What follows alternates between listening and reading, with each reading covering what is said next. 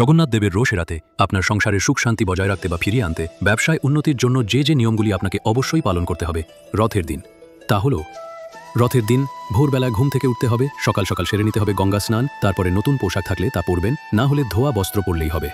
গঙ্গা স্নান সেরে বাড়ি ফেরার পথে আপনার এলাকার যে কোনো 3টি মন্দিরে পুজো দেবেন। 3টি মন্দিরে 3 রকমের ফল দিয়ে পুজো করতে হবে। ওই 3টি ফলের মধ্যে যে কোনো একটিকে বাড়ি নিয়ে আসবেন। রথযাত্রা তিথি শেষের দিকে ওই ফল কেটে পরিবারের সকলকে খাওয়াবেন এবং নিজে খাবেন।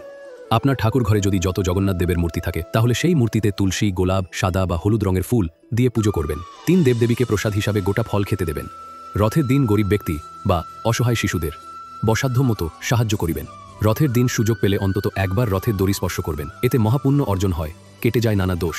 ঘুমানোর আগে একটি গোটা ফল অবশ্যই দেখে ঘুমোতে যাবেন। আপনার ভাগ্যের চাকা ঘুরতে বাধ্য। বাড়ির ঠাকুর ঘরে সর্বদা একটি প্রদীপ বা মোমবাতি জ্বালিয়ে রাখবেন। আপনার যে কোনো মনস্কামনা পূরণের জন্য রথের দিন 11 রকমের ফল, 11 রকমের মিষ্টি, 11টি 1 টাকার কয়েন নিয়ে একটি হলুদ কাপড়ে বেঁধে পুজোর আসনে রেখে দিন। রথের দিন আমিষ খাবার বা মদ্যপান করা একদম উচিত নয়। নিরামিষ খাবার দিয়ে দিন যাপন করিবেন।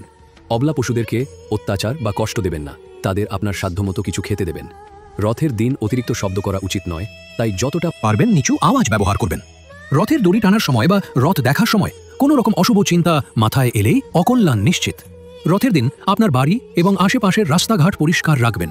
এই নিয়মগুলি নিষ্ঠা সহকারে পালন করলে আপনার ভাগ্যের চাকা ঘুরতে বাধ্য। আপনিও এড়াতে পারবেন জগন্নাথ দেবের রোষ।